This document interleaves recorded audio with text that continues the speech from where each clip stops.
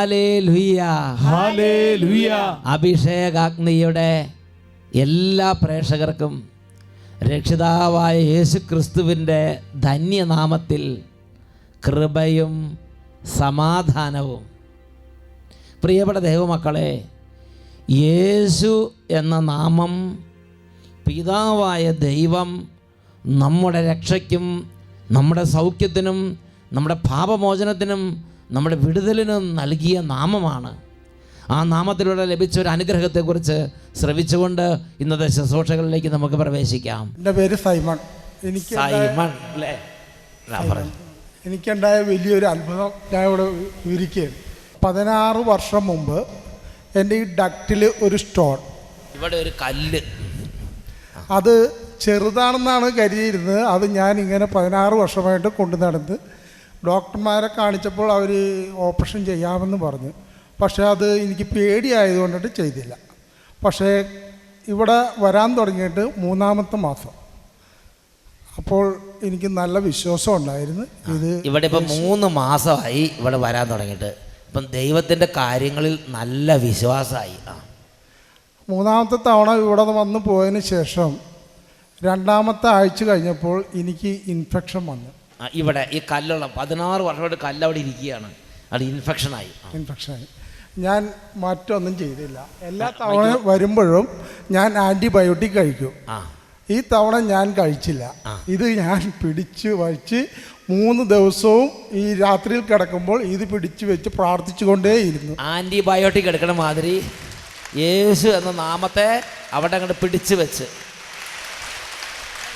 ഇതങ്ങോട്ട് പിടിച്ചു വെച്ച്. അപ്പോൾ ഭാര്യ പറഞ്ഞു, മരുന്ന് വാങ്ങിക്കും, നിങ്ങളിങ്ങനെ വേദനിച്ചു കൊണ്ട് നടക്കുന്നത് അങ്ങനെ ശരിയാവില്ല. എൻ്റെ മനുഷ്യ, നിങ്ങൾ വേദനിച്ചിരിക്കുന്നത് കാണാനുള്ള കെൽപ്പ് ഈ കരളിലില്ല. അതുകൊണ്ട് പക്ഷെ ഞാൻ കൈവിട്ടില്ല. ഞാൻ പറഞ്ഞു മരുന്ന് വാങ്ങൂല. പക്ഷേ 4-ാം ദിവസം ചേട്ടൻ്റെ മനസ്സ് പറഞ്ഞു, ഞാൻ എൻ്റെ യേശുവിൻ്റെ നാമമാണ് ഉപയോഗിക്കുന്നത്, അതുകൊണ്ട് ഞാൻ മരുന്ന് വാങ്ങില്ല എന്ന് ചേട്ടനും.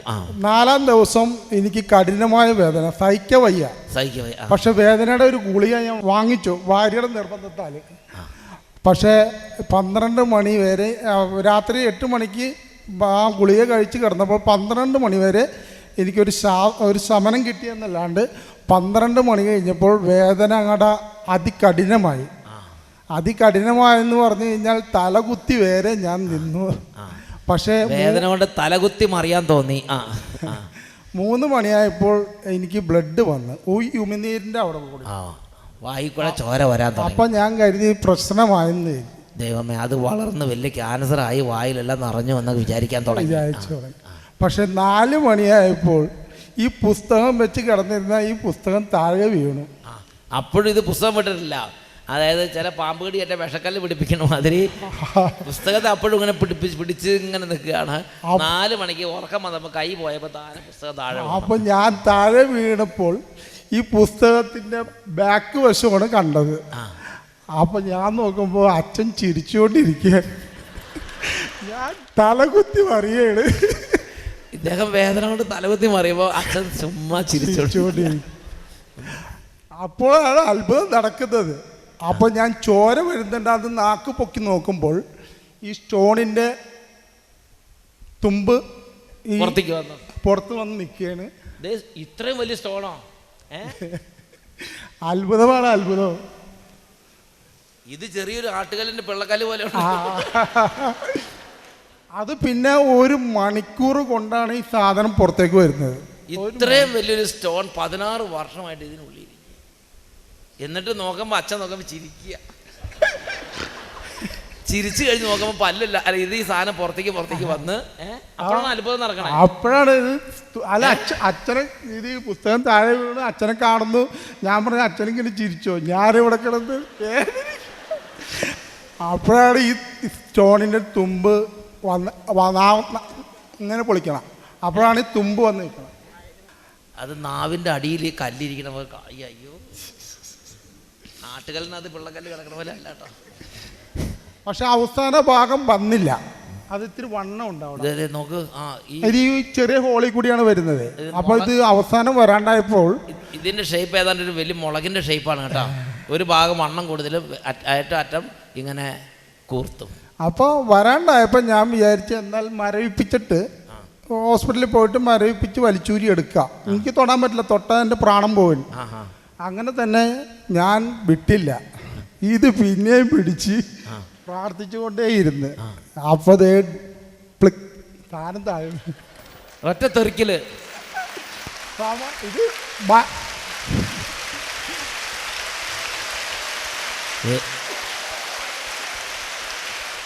അപ്പൊ ഈ സാധനം ഒറ്റ തെറിക്കല് ഇത് ഭയങ്കര ഒരു പവർഫുള്ളാണ്. എന്താ വെച്ച് കഴിഞ്ഞാൽ ഇതേ നമ്മൾ ഈ അരമണിക്കൂറായിട്ട് ഇത് എൻ്റെ വശം വരാണ്ടായപ്പോഴേ ഞാൻ വിചാരിക്കുന്നു ഹോസ്പിറ്റലിൽ പോയിട്ട് മരവിപ്പിച്ചിട്ട് വലിച്ചൂരി എടുക്കുക. അയാൾ ഇത്ര മരവിപ്പിച്ച് ഇങ്ങനെ ഓപ്പറേഷൻ ചെയ്തങ്ങ് എടുക്കാമെന്ന് വിചാരിച്ചു. പക്ഷേ അപ്പോഴും ഈ ചേട്ടൻ വിട്ടില്ല. എനിക്കിത് ഇത്രയും വലിയ സാധനം വായിൽ വെച്ചോണ്ട് എങ്ങനെ 16 വർഷം ജീവിച്ചു. എന്നിട്ട് നാവിൻ്റെ അടിയിൽ നിന്നാണ് കയറി വരണത്. ദേ നോക്കിയേ, ആ കല്ല് കണ്ടോ? നാവിൻ്റെ അടിയിലിരിക്കുന്ന കല്ല് കണ്ടോ? എന്നിട്ട് കല്ല് പോരാതെ ഇങ്ങനെ ഇരിക്കുക. നിങ്ങൾ ചിന്തിച്ച് നോക്ക്, ആ കല്ലാണ് ഈ കല്ല്. ഈ കല്ല് കണ്ടോ? ഇത്രയും വലിയ കല്ല്. പക്ഷെ അത് അതിനകത്ത് ഇരിക്കുമ്പോൾ എന്തൊരു ഭീകരാന്ന് നോക്കിയേ. വേദന ശരിക്കുള്ള വേദന ആയിരുന്നു കേട്ടോ. ഉമിനീരിറക്കാൻ, ഇൻഫെക്ഷൻ വന്നാൽ ഉമിനീരിറക്കാൻ പറ്റില്ല. അതായത് നമുക്ക് വായിക്കൂടി ഭക്ഷണം കഴിക്കാനോ ഒന്നും വളരെ, അതെല്ലാം നമ്മൾ സഹിക്കുക. പ്രിയപ്പെട്ട ദൈവമക്കളെ, യേശു എന്ന നാമം അത് എഴുതപ്പെട്ട, ലിഖിതം ചെയ്യപ്പെട്ട ഒരു പുസ്തകം, അത് ദേഹത്ത് തൊടിയിച്ച് യേശുനാമം വിളിച്ചോളൂ. ദൈവം എത്ര അത്ഭുതകരമായി ഒരു ഞെരുക്കത്തിൽ ഒരു ദൈവ പൈതലിനെ സഹായിച്ചു. ഈ നിമിഷങ്ങളിൽ എഴുന്നേറ്റ് നിന്ന് നമ്മുടെ ദൈവമായ കർത്താവായ യേശുവിൻ്റെ നാമത്തെ ആരാധിക്കാം. യേശു നാമത്തെ ആരാധിക്കുന്നിടത്ത് വിടുതലുണ്ട്. യേശു നാമത്തെ ആരാധിക്കുന്നിടത്ത് സൗഖ്യമുണ്ട്. യേശു നാമത്തെ ആരാധിക്കുന്നിടത്ത് സ്വർഗം ഇറങ്ങി വരുന്നു, വ്യാപരിക്കുന്നു. 2 കരങ്ങൾ ഉയർത്തി എത്ര ഉച്ചത്തിൽ സ്തുതിക്കാമോ അത്രയും ഉച്ചത്തിൽ ഉറക്കെ സ്തുതിക്കുന്നു. Hallelujah, hallelujah, hallelujah. പിതാവേ, അവിടുന്ന് ഞങ്ങൾക്ക് നൽകിയ യേശു എന്ന നാമത്തെ ഞങ്ങൾ ആരാധിക്കുന്നു.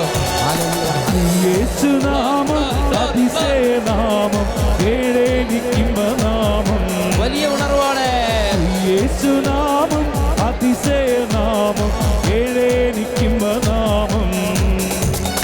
പാപപരിഹാരാർത്ഥം പാതകരെ തേടി പാരിടത്തിൽ വന്ന നാമം. കരങ്ങളടിച്ച് പാപപരിഹാരാർത്ഥം പാതകരെ തേടി പാരിടത്തിൽ വന്ന നാമം. പാപമറ്റ ജീവിതത്തിൻ മാതൃകയെ കാട്ടിത്തം പാവനമാം പുണ്യനാമം. പാപമറ്റ ജീവിതത്തിൻ മാതൃകയെ കാട്ടിത്തം പാവനമാം പുണ്യനാമം. കൈകൾ ഉയർത്തി കൈയടിച്ച് യേശുനാമം, അതിശയനാമം, നാമം. യേശുനാമം, അതിശയനാമം, നാമം.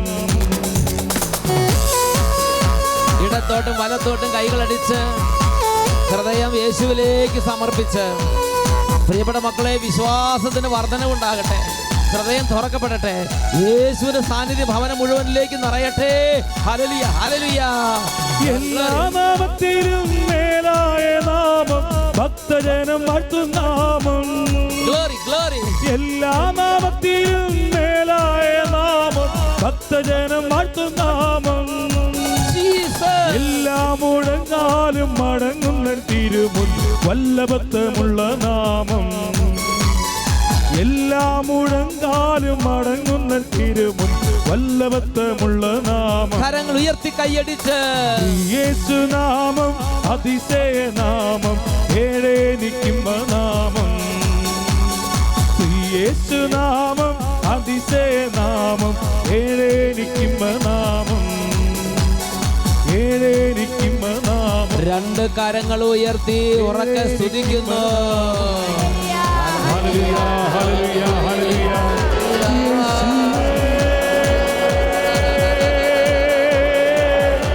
യേശുവേ, വലിയ അഭിഷേകം. യേശുവേ, യേശുവേ, യേശുവേ.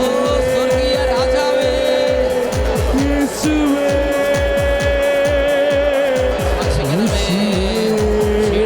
പ്രാപിക്കട്ടെ.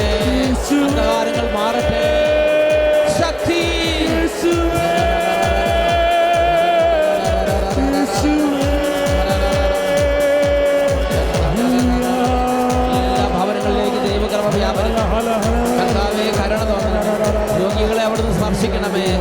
തളർന്നവരുടെ മേൽ ദൈവശക്തി ഇപ്പോൾ ആവസിക്കട്ടെ. ഈ സ്തുതിപ്പിന്റെ സമയത്ത് തന്നെ സാത്താൻ കോട്ടകൾ തകരട്ടെ.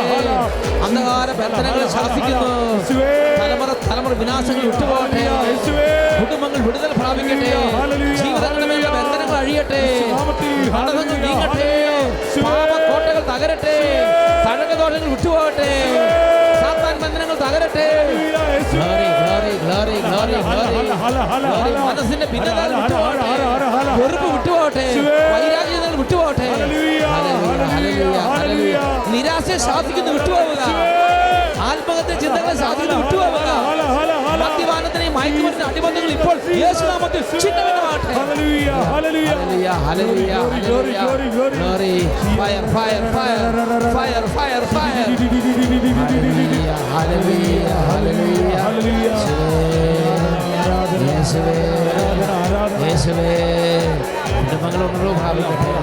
സമൂഹങ്ങളിലേക്ക് അത്ഭുത ശക്തി ആവസിക്കട്ടെ. Hallelujah, hallelujah, hallelujah, hallelujah, hallelujah. യേശുവേ ആരാധന, യേശുവേ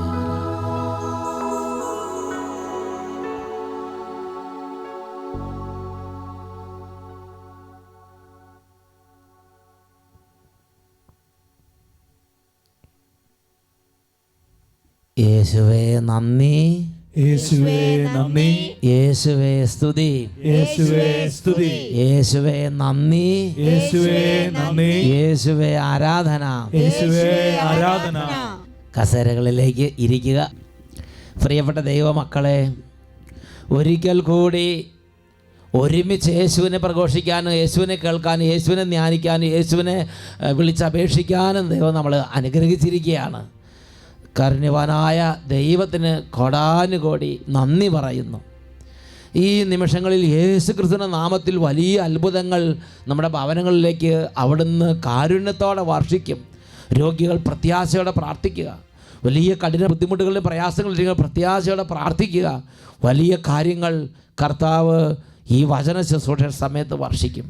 ഇന്ന് നമ്മൾ ചിന്തിക്കാൻ പോകുന്ന വിഷയം ഭിന്നത വിതയ്ക്കരുത്. Don't sow discord. There is a spirit of disunity. അനൈക്യത്തിൻ്റെ ആത്മാവുണ്ട്, ഭിന്നിപ്പിക്കുന്ന ആത്മാവുണ്ട്. ആ ആത്മാവ് സമൂഹത്തിൽ കുടുംബങ്ങളിൽ അത് പ്രവർത്തിച്ച് ഭിന്നത കൊണ്ട് കുടുംബം നശിപ്പിക്കും. സഹോദരങ്ങളിൽ നിന്നുള്ള ബന്ധങ്ങളത് നശിപ്പിക്കും. ഞാനൊരു സംഭവം ഓർക്കുന്നുണ്ട്. എനിക്ക് വളരെ പേഴ്സണലായിട്ട് അറിയാവുന്ന നല്ല ഒരു കുടുംബം. ആ കുടുംബത്തിൽ നല്ല പാരൻസ്, പ്രാർത്ഥനയും ദൈവാശ്രയബോധവും തിരുസഭാ സ്നേഹമുള്ള നല്ല അപ്പനും അമ്മയും, വളരെ ദൈവകൃപയുള്ള മക്കൾ. ഞാൻ ആ കുടുംബത്തെ വളരെ ആദരവോട് മാത്രമേ എപ്പോഴും ഓർമ്മിക്കുകയുള്ളൂ. കാരണം അത്രയും ദൈവകൃപയും ദൈവഭയവും ഉണ്ടായിരുന്ന ഒരു കുടുംബം.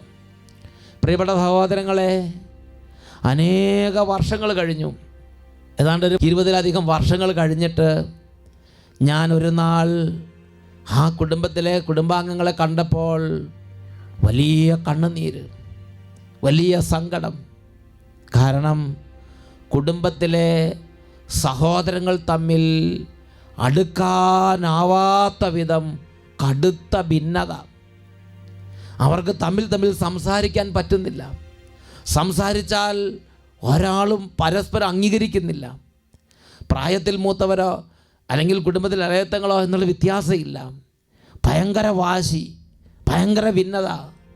പ്രിയപ്പെട്ട സഹോദരൻ, വലിയ തകർച്ച ആ കുടുംബത്തിലേക്ക് പ്രവേശിച്ചു. 10-20 വർഷങ്ങൾക്ക് മുമ്പ് കണ്ട ആ കുടുംബത്തിൻ്റെ അന്തരീക്ഷവും സാമ്പത്തിക സ്ഥിതിയും ദൈവകൃപയുടെ അൻപതും അതൊക്കെ മാറി. സ്വർഗം പോലെയായിരുന്ന കുടുംബം ശ്മശാന ഭൂമി പോലെയായി മാറി. ഭിന്നത. രണ്ടുപേരും ഒരുമിച്ച് വരില്ല, കുടുംബാംഗങ്ങൾ ഒരുമിച്ച് സംസാരിക്കില്ല, ഒരുമിച്ച് ഭക്ഷണം കഴിക്കില്ല, ഒരുമിച്ച് ബിസിനസ് ചെയ്യില്ല, ഒരുമിച്ച് കൃഷി ചെയ്യില്ല. എല്ലാം വേറെ വേറെ. ഞാൻ സംസാരിച്ചപ്പോഴും കാര്യങ്ങളെക്കുറിച്ച് വിശദമായി അന്വേഷിച്ചപ്പോഴും എനിക്ക് മനസ്സിലായത്, ഇവർ വളർന്ന് വലുതായപ്പോൾ കുടുംബാംഗങ്ങളിൽ ചിലരെ കൂട്ടുകാരിലൂടെ ഭിന്നതയുടെ ആത്മാവ് ഗ്രസിച്ചു. കൂട്ടുകാർ തമ്മിൽ ഭിന്നിപ്പിക്കുന്ന കാര്യങ്ങൾ പറഞ്ഞു കൊടുത്തു. സഹോദരങ്ങളെ തമ്മിൽ തെറ്റിക്കുന്ന, സഹോദരങ്ങളെ തമ്മിൽ ഭിന്നിപ്പിക്കുന്ന ഭിന്നതയുടെ കാര്യങ്ങൾ കൂട്ടുകാർ ഹൃദയത്തിലേക്ക് പറഞ്ഞു കൊടുത്തു. അതങ്ങോട്ട് വിശ്വസിച്ചു. വൈരാഗ്യമായി, കൂടപ്പിറപ്പുകളോട് വൈരാഗ്യമായി, ഭയങ്കര വാശിയായി, എല്ലാം തകർത്ത് തരിപ്പണമാകുന്നത് പോലെ വലിയ തകർച്ച ആ കുടുംബ ബന്ധങ്ങളിലേക്ക് കടന്നു വന്നു. പ്രിയപ്പെട്ട സഹോദരങ്ങളെ, ഇന്ന് അങ്ങനത്തെ ആളുകൾ ലോകത്തിലുണ്ട്. ഭിന്നത വിതയ്ക്കുന്നവർ. ദൈവവചനം നമ്മൾക്ക് മുന്നറിയിപ്പ് നൽകുകയാണ്, ഭിന്നത വിതയ്ക്കരുത്. സുഭാഷിതങ്ങളുടെ പുസ്തകം 6-ാം അധ്യായം 12 മുതൽ 19 വരെ തിരുലിഖിതങ്ങൾ. Book of proverbs chapter 6 verses 12 to 19. അവിടെ നമ്മൾ വായിക്കുന്നത് ഇങ്ങനെയാണ്: നിർഗുണനായ ദുഷ്ടൻ കുടില സംസാരവുമായി ചുറ്റി നടക്കുന്നു.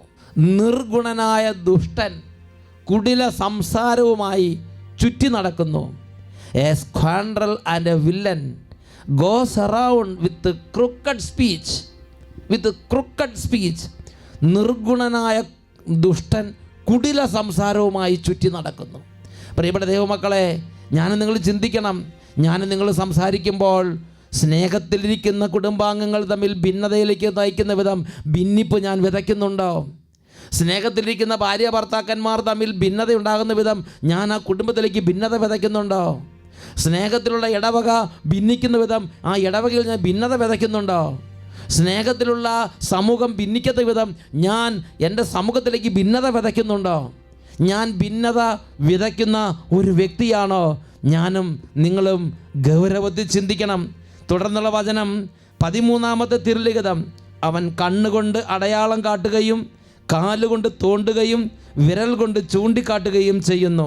അവൻ തുടർച്ചയായി അനൈക്യം വിതച്ചുകൊണ്ട് വഴിപിഴച്ച ഹൃദയത്തോടെ തിന്മയ്ക്ക് കളമൊരുക്കുന്നു. അവൻ തുടർച്ചയായി അനൈക്യം വിതച്ചുകൊണ്ട് വഴിപിഴച്ച ഹൃദയത്തോടെ തിന്മയ്ക്ക് കളമൊരുക്കുന്നു. ഭിന്നത വിതയ്ക്കുന്ന എല്ലാവരും മനസ്സിലാക്കണം, ഭിന്നത വിതയ്ക്കുന്നത് പിശാചിന് കളമൊരുക്കലാണ്. ഭിന്നത വിതയ്ക്കുന്നത് സാത്താന് കളമൊരുക്കലാണ്. ദൈവത്തിൻ്റെ വചനം book of proverbs chapter 6 verse 14: with a perverted mind devising evil, continually sowing discord. അവൻ തുടർച്ചയായി അനൈക്യം വിതച്ചുകൊണ്ട് അവൻ തിന്മയ്ക്ക് കളമൊരുക്കുന്നു. ഞാൻ നിങ്ങൾ പിശാചിൻ്റെ പക്ഷത്തേക്ക്, പിശാചിൻ്റെ ദൂതനായി മാറുന്ന സമയമാണ് ഭിന്നത വിതയ്ക്കുന്ന സമയം. 15-16 വാക്യങ്ങളിൽ തുടർന്ന് നമ്മൾ വായിക്കുന്നത് എങ്ങനെയാണ്: തന്മൂലം പെട്ടെന്ന് അവൻ്റെ മേൽ അത്യാഹിതം നിപതിക്കും. നിമിഷത്തിനുള്ളിൽ അവൻ പ്രതിവിധിയില്ലാത്ത വിധം തകർന്നു പോകും. നിമിഷത്തിനുള്ളിൽ അവൻ പ്രതിവിധിയില്ലാത്ത വിധം തകർന്നു പോകും. Book of Proverbs chapter 6 verse 15: on such a one calamity will descend suddenly, in a moment, damage without beyond repair. അവൻ നിമിഷങ്ങൾക്കുള്ളിൽ പ്രതിവിധിയില്ലാത്ത വിധം തകർന്നു പോകും എന്ന് ദൈവവചനം പറഞ്ഞു വെച്ചിരിക്കുകയാണ്. തന്മൂലം അത്യാഹിതം, ദുരന്തങ്ങൾ, അനർത്ഥങ്ങൾ അവൻ്റെ മേൽ പൊടുന്നനെ പൊട്ടി വീഴും. ദൈവവചനം വെളിപ്പെടുത്തുകയാണ്. പ്രിയപ്പെട്ട സഹോദരങ്ങളെ, ഇന്ന് അനേകം കുടുംബങ്ങളുടെ കണ്ണുനീര് അച്ഛൻ്റെ മനസ്സിൽ ഓർമ്മയിലുണ്ട്. വളരെ നല്ല അവസ്ഥകളിൽ ജീവിച്ചിരുന്നവർ, വളരെ നല്ല വിധത്തിൽ മുന്നോട്ട് പോയിക്കൊണ്ടിരുന്നവർ, അവരുടെ മേൽ പൊടുന്നനെ അത്യാഹിതം പൊട്ടി വീണു. അവരുടെ മേൽ പൊടുന്നനെ തകർച്ചകൾ, ദുരന്തങ്ങൾ ഒന്നിനുമേൽ ഒന്നായി നിപതിക്കാൻ തുടങ്ങി. അവർ ചിന്തിക്കുകയാണ്, ഞാൻ എന്ത് തെറ്റാ ചെയ്തത്? ഞാൻ അങ്ങനെ ദുഷ്ടതയൊന്നും പ്രവർത്തിക്കുന്നില്ലല്ലോ, ഞാനങ്ങനെ ഒന്നും ചെയ്തിട്ടില്ലല്ലോ. പ്രിയപ്പെട്ട ദൈവമക്കളെ, നമ്മൾ ചിന്തിക്കണം. നമ്മുടെ നല്ല നാളുകളിൽ അല്ലെങ്കിൽ വാശിയുള്ള സമയത്ത് എൻ്റെ വാശി, എൻ്റെ പിടിവാശി, എൻ്റെ പ്രത്യേക തരത്തിലുള്ള സ്വഭാവ രീതികൾ കാരണം ഞാൻ ഭിന്നത വിതച്ച് ഏതെങ്കിലും ജീവിതം തകരാൻ ഇട വന്നിട്ടുണ്ടോ? ഞാൻ പറഞ്ഞത് കാരണം, എൻ്റെ വാക്കുകൾ കാരണം, ഞാൻ ഇടപെട്ടത് കാരണം, ഞാൻ ഭിന്നത വിതച്ചത് കൊണ്ട് ഏതെങ്കിലും സമൂഹത്തിൽ ഭിന്നിപ്പുണ്ടായി ആ സമൂഹം തകർന്നോ? ഏതെങ്കിലും ഇടവകയിൽ ഭിന്നിപ്പുണ്ടായി ആ ഇടവക തകർന്നോ? ഏതെങ്കിലും കുടുംബങ്ങളിൽ ഭിന്നിപ്പുണ്ടായി ആ കുടുംബ ബന്ധങ്ങൾ തകർന്നോ? സഹോദരങ്ങൾ തമ്മിൽ സ്നേഹത്തിൽ ജീവിച്ചിരുന്നത് ഞാൻ കയറി പറഞ്ഞ് അവിടെ ഭിന്നതയുണ്ടായി ആ സഹോദരങ്ങൾ തമ്മിലുള്ള ബന്ധങ്ങൾ തകർന്നോ? ഞാനും നിങ്ങളും ചിന്തിക്കണം. ദൈവവചനം പഠിപ്പിക്കുകയാണ്, നിമിഷങ്ങൾക്കുള്ളിൽ പ്രതിവിധിയില്ലാത്ത വിധം തകർന്നു പോകുന്നത് പോലെ വിനാശം നമ്മുടെ മേൽ പൊട്ടി വീഴും എന്ന് ദൈവവചനം മുന്നറിയിപ്പ് നൽകുകയാണ്. തുടർന്ന് 16 മുതൽ 19 വരെ തിരുലിഖിതങ്ങൾ അവിടെ നമ്മൾ വായിക്കുന്ന എങ്ങനെയാണ്? കർത്താവ് വെറുക്കുന്ന 6 കാര്യങ്ങളുണ്ട്. 7-മതൊന്നുകൂടി അവിടെ നമ്മൾ മ്ലേച്ഛമായി കരുതുന്നു. ഗർവ് കലർന്ന കണ്ണ്, വ്യാജം പറയുന്ന നാവ്, നിഷ്കളങ്കമായ രക്തം ചൊരിയുന്ന കൈ, ദുഷ്കൃത്യങ്ങൾ നനയ്ക്കുന്ന ഹൃദയം, തിന്മയിലേക്ക് പായുന്ന പാദങ്ങൾ, അസത്യം പറഞ്ഞുകൊടുന്ന കള്ളസാക്ഷിയോടൊപ്പം സഹോദരങ്ങൾക്കിടയിൽ ഭിന്നത വിതയ്ക്കുന്നവൻ. One who sows discord in a family. സമൂഹത്തിൽ കുടുംബാംഗങ്ങൾക്കിടയിൽ സഹോദരങ്ങൾക്കിടയിൽ ഭിന്നത വിതയ്ക്കുന്ന ഒരു ജീവിതമോ ഒരു രീതിയോ എനിക്ക് നിങ്ങൾക്കുണ്ടെങ്കിൽ ദൈവവചനം വ്യക്തമായി പഠിപ്പിക്കുകയാണ്, ജീവിക്കുന്ന ദൈവവുമായി യാതൊരു ബന്ധമില്ലാത്തൊരു ജീവിതമാണത്.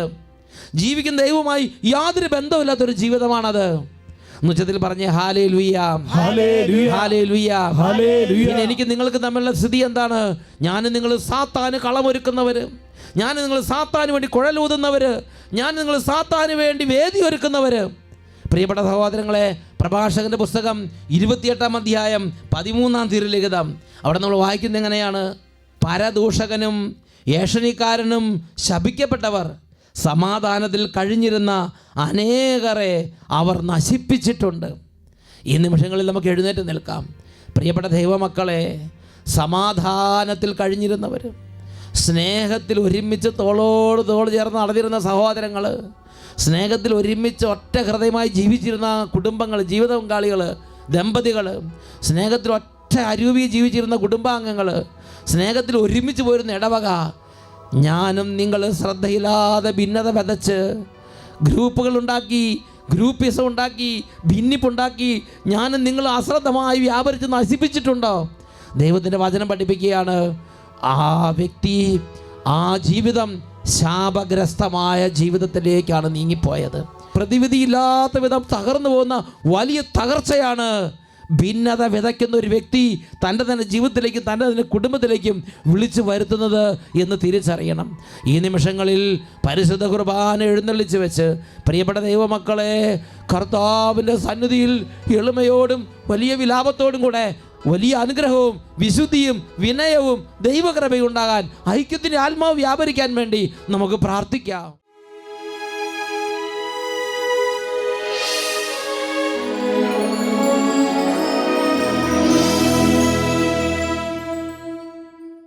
സുഭാഷിതങ്ങളുടെ പുസ്തകം 19-ാം അധ്യായം 9-ാം തിരുലിഖിതം. കള്ളസാക്ഷി ശിക്ഷിക്കപ്പെടാതിരിക്കുകയില്ല, വ്യാജം പറയുന്നവൻ നശിക്കും. പ്രിയപ്പെട്ട ദൈവമക്കളെ, സാത്താൻ ഈ ഭൂമുഖത്തെ നശിപ്പിക്കാൻ, തിരുസഭയെ നശിപ്പിക്കാൻ, സഭയെ നശിപ്പിക്കാൻ, ഇടവകകളെ നശിപ്പിക്കാൻ, കുടുംബങ്ങളെ നശിപ്പിക്കാൻ ഉപയോഗിക്കുന്ന വളരെ ഗൗരവമേറിയ ഒരു കൗശലമാണ് ഭിന്നിപ്പുണ്ടാക്കുക, ഭിന്നത വിതയ്ക്കുക. ഈ സമയം നമുക്ക് സാത്താൻ്റെ കുതന്ത്രങ്ങളെ ബന്ധിച്ച് പ്രാർത്ഥിക്കാം. ശത്രുവിൻ്റെ കോട്ടകളെല്ലാം തകരട്ടെ. വിനയത്തിൻ്റെയും സ്നേഹത്തിൻ്റെയും ദൈവഭയത്തിൻ്റെയും ഐക്യത്തിൻ്റെയും അഭിഷേകം ഉയരട്ടെ. ദൈവത്തിൻ്റെ ജയക്കൊടി ഉയരട്ടെ. ദിവ്യകാരുണ്യം ഉയർത്തി കുടുംബങ്ങളെയും സമൂഹങ്ങളെയും ആശീർവദിക്കാൻ പോവുകയാണ്. ഈ സമയത്ത് വലിയ വിശ്വാസത്തോടെ പിശാചിൻ്റെ എല്ലാ കോട്ടക്കൊത്തലുകൾ തകരാൻ വേണ്ടി, ഭിന്നിപ്പിൻ്റെ അരുവികൾ തകർന്നടിയാൻ വേണ്ടി ഉറക്കെ സ്തുതിക്കുന്നു, കരങ്ങൾ ഉയർത്തി സ്തുതിക്കുന്നു. Hallelujah, hallelujah, hallelujah, hallelujah, hallelujah. അന്ധകാരങ്ങളും അതിൻ്റെ അധിപതികളും ഭിന്നിപ്പിൻ്റെ അരൂപികളെയും കുടുംബങ്ങളിൽ നിന്നും സമൂഹങ്ങളിൽ നിന്നും യേശു ക്രിസ്തുവിന്റെ നാമത്തിൽ ബന്ധിക്കുന്നു. അന്ധകാരപിഴകൾ ഇപ്പോൾ ചിഹ്നഭിന്നമായി പോട്ടെ. Glory, glory. Hallelujah, hallelujah, hallelujah. യേശുവേ യേശുവേ യേശുവിൻ നാമത്തിനാൽ യേശു നാമത്തിൽ ഭിന്നത തകരട്ടെ. ശത്രുവിൻ കോട്ടകൾ കോട്ടകൾ ഉയരട്ടെ. യേശുവിൻ ജയക്കൊടി അനൈക്യത്തിനും ഗ്രൂപ്പുകളും അരൂപികളും ആധിപത്യങ്ങളും തകരട്ടെ. തകരട്ടെ ശത്രുവിൻ കോട്ടകൾ കോട്ടകൾ ഉയരട്ടെ. യേശുവിൻ ജയക്കൊടി വെറുപ്പിന്റെയും വിരോധത്തിന്റെയും വൈരാഗ്യത്തിന്റെയും അരൂപികളെ നിന്ന് ഞാൻ ശാസിക്കുന്നു. ഇപ്പോൾ കുടുംബങ്ങളിലും സമൂഹങ്ങളിലും സ്ഥാപനങ്ങളിലും ഇടവുകളിലും വിട്ടൊഴിഞ്ഞു പോവുക. ശത്രുവിൻ കോട്ടകൾ കോട്ടകൾ ഉയരട്ടെ. യേശുവിൻ ജയക്കൊടി യേശുവിൻ നാമത്തിനാൽ യേശുവിൻ നാമത്തിനാൽ യേശുവിൻ